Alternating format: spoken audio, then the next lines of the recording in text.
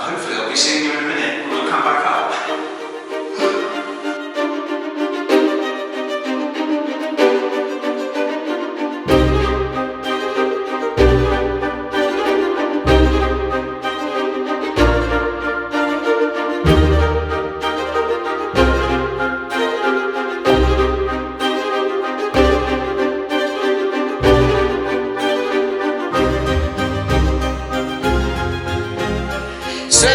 Tutti! It's another splendiferous day at our Palazzo. Oh, it really is. It's November. It's getting chilly now, but actually, stunning. Yeah, but stunning. We're inside. Actually, we've been inside. We just had a friend over for some tea and cake. Although we're not living here, it's just nice to entertain sometimes, isn't it? It is. And it was really warm with the triple glazing. Really was. No heating at all. Just solar energy coming through the windows and heating the whole place up.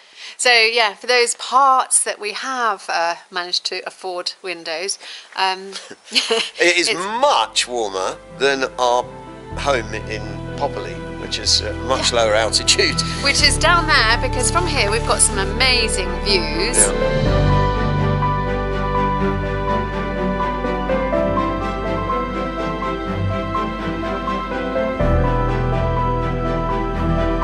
We're standing in what will be a courtyard in the garden, where we have a separate entrance door, as you can see just behind us there. This is Andrew's medieval... A bit of my medieval reinforcement security system. Medieval security system, exactly. So down there is the garden, behind that wall. You go down to the garden. Yeah, look, just show you the garden. Yeah. So there's the garden from upper view.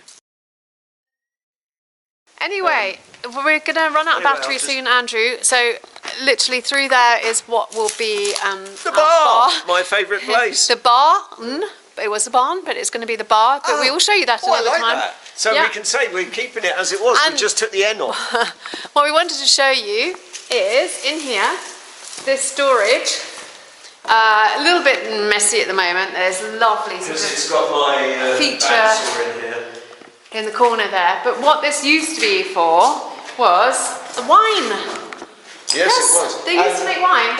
And so the grapes that they were cultivated would have all been thrown into this pit, which would have been very clean, of course. And then some very attractive young maidens with bare feet would have stomped on the grapes, and the juice would have flowed down, as it's all pointing that way, into that hole, and gone into the underground tank. And in the bottom of this, it's clever, there's a pit in the bottom where all the sediment would have gone in and stayed there, so that when if they very carefully put it in, they wouldn't have brought all the sediment up with the wine, they would have brought up clear wine. Yeah, very amazing. Cleverly designed. And you know what? I'm not going to send Andrew down now to show it to you. I'm glad to hear that. Because he's been down it before, actually a year ago.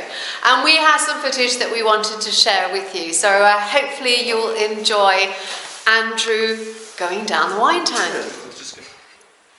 Today I have the lovely task of emptying out a tank in the floor of our storage area, which was used to store wine in the Middle Ages. It's got loads of stagnant water in it, and it's causing damp in our storage area. I'll show you what I mean. In here is our store, which is sort of semi-underground, as you can see here, and it connects into the house through that, where they used to feed the animals through there when they stored food in here for them, hay or whatever. And this is the tank. In there, it's full of water, and of course at some point it would have been full of wine. Each bucket is heavy, there's lots of them, and then I have to empty them into there and then tip them out here, because I can't carry it any further. It's a hot day, so it'll all drain. There's a lot in there. Wish it was all wine. And then I'm tipping out here, because it will take me too long if I empty it any further than that. And the bucket doesn't sink down to the bottom, so I have to push it down to get the water in it. bit fiddly, and then once I've got enough water in it, pull it up.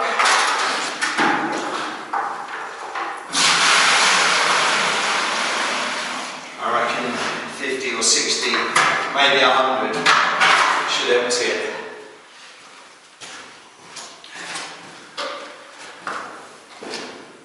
Okay, so I've been emptying buckets for about an hour now, and I'm getting fed up with it.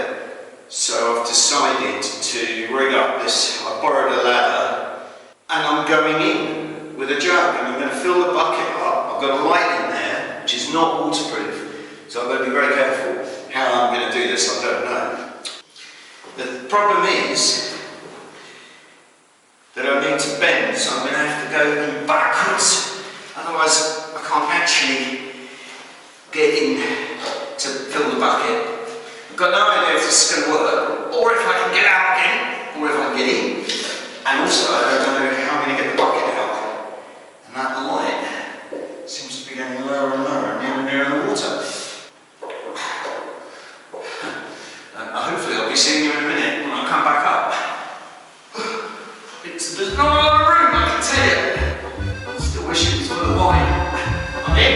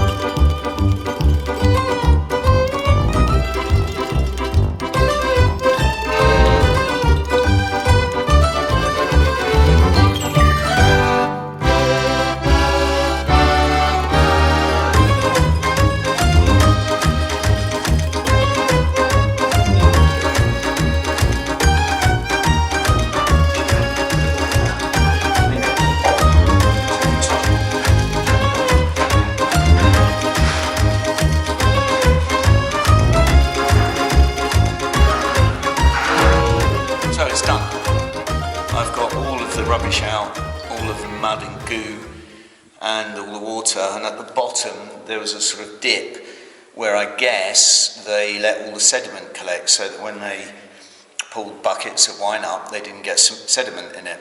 Anyway, for those of you that are interested in what an underground wine vault looks like, I shall show you now. I'm going in.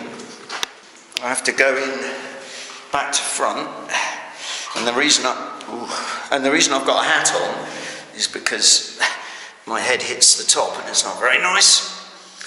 But anyway, now I've got to try and get the camera in with me without damaging it or me.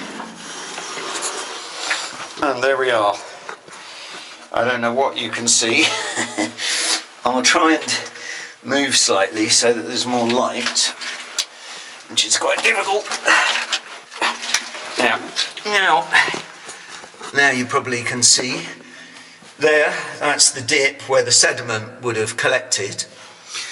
Up there is the hole where the pressed grape juice would have fallen in here, and obviously they would have sealed the lid off somehow. And there's the barrel vault. And anyway, there, it's nice and clean now. Well, not clean, but I'm going to let it dry out. I'm going to leave the doors open and see if it helps the humidity in here. Anyway, I've got to try and get out again now, which is always fun. God.